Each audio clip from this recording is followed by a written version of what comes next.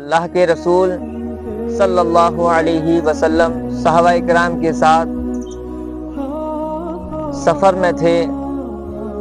پہاڑی علاقہ تھا۔ اللہ کے رسول نے دیکھا پہاڑ کی ایک چوٹی پر ایک شخص اللہ کی عبادت کر رہا ہے۔ جب آپ نے اس کی عبادت کو دیکھا، آپ کے آنکھوں میں آنسو آ گئے، آپ رونے لگے۔ آپ کی داڑھی مبارک بھیگ چکی تھی۔ صحابہ کرام نے جب اللہ کے رسول کو دیکھا تو عرض کیا، یا رسول اللہ، آپ پر ہمارے جان و مال قربان، آپ ہمیں یہ بتائیں کہ آپ کو کس چیز نے رلایا ہے۔ اللہ کے رسول خاموش ہی تھے۔ صحابہ کرام کہتے ہیں، یا رسول اللہ، آپ ہمیں بتائیں تو صحیح کہ آپ کو کیا اس کی عبادت نے رلایا ہے، کیا آپ کو اس کی نماز نے رلایا ہے۔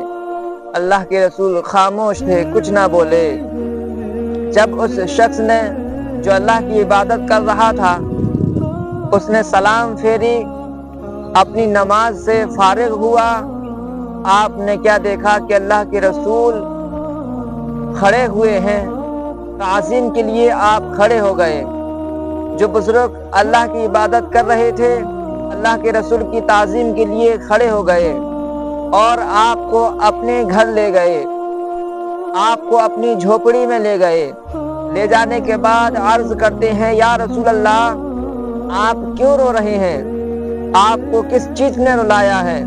آپ پر ہمارے ماں باپ قربان، یا رسول اللہ، آپ پر ہماری جان و مال قربان، آپ ہمیں یہ بتائیں آپ کو کس چیز نے رلایا ہے۔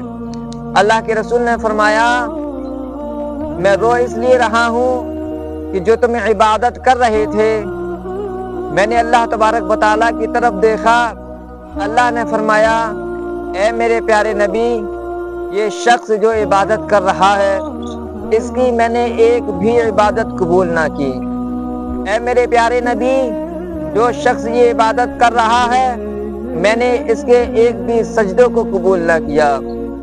اس کو دیکھ کر کے کہ اللہ کا فرمان سن کر کے اللہ کے رسول رونے لگے۔ وہ بزرگ وہاں اتنی عبادت کیا کرتے تھے، اللہ کی اتنی عبادت کیا کرتے تھے کہ پہاڑ کی چوٹی پر ہاتھ کی انگلیاں چھپی ہوئی تھیں، پیر کے پنجے چھپے ہوئے تھے اور پیشانی چھپی ہوئی تھی۔ اب آپ سوچ سکتے ہیں کہ اس شخص نے اللہ کی کتنی عبادت کی ہوگی۔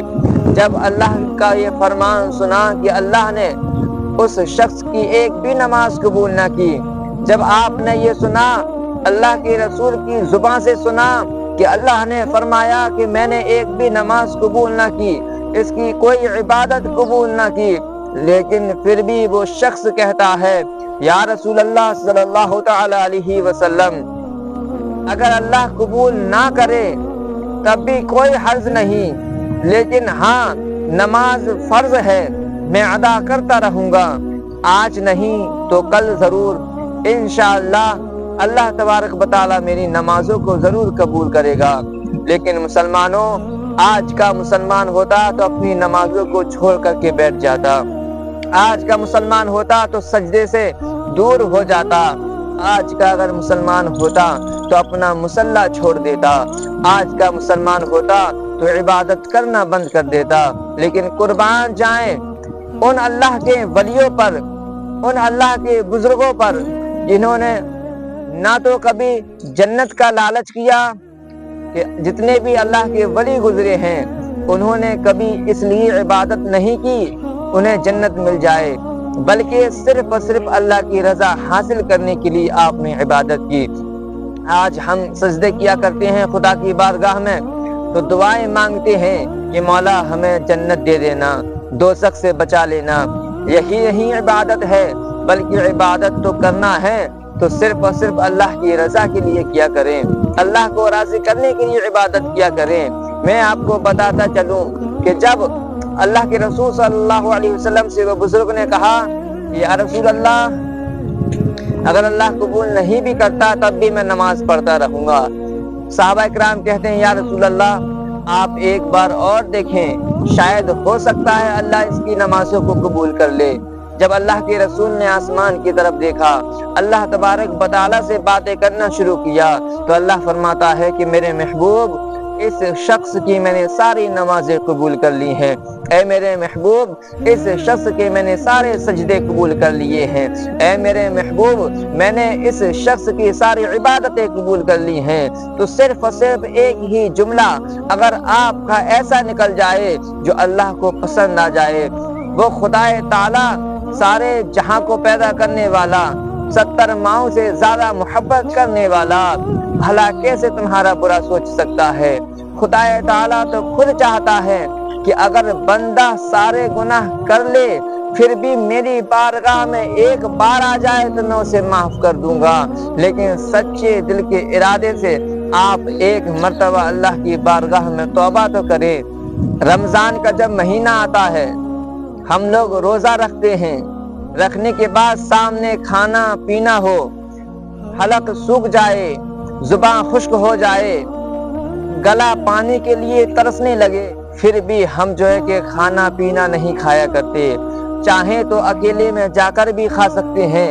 اس وقت ہمارے دماغ و دل میں یہی رہتا ہے، ہم یہی سوچتے ہیں، نہیں اللہ دیکھ رہا ہے۔ کاش یہی عمل ہم ساری زندگی اپنا لیں، اسی عمل کو ہم پوری زندگی لے لیں کہ ہر قدم قدم جب رکھیں ہم زمین پر تو کہیں کہ اللہ دیکھ رہا ہے، کہیں نگاہیں اٹھائیں تو کہیں کہ اللہ دیکھ رہا ہے، کہیں جائیں تو کہیں کہ اللہ دیکھ رہا ہے۔ ہمارا دل گناہ کی طرف جائے تو ہمارے دل میں یہی ارادہ ہونا چاہیے کہ اللہ دیکھ رہا ہے۔ جب ہم حرام کام کرنے کی سوچیں تو اللہ دیکھ رہا ہے۔ یہ عمل اگر ہم ساری زندگی اپنی جو ہے کہ زندگی میں اپنا لیں گے تو خدا کی قسم دنیا میں اور آخرت میں ہم کامیاب ہو جائیں گے، کیونکہ آج ہر مسلمان پریشان ہے، ہر مسلمان یہی شکار بنا ہوا ہے، ہر طرح سے گناہوں کے دلدل میں پھنسا ہوا ہے۔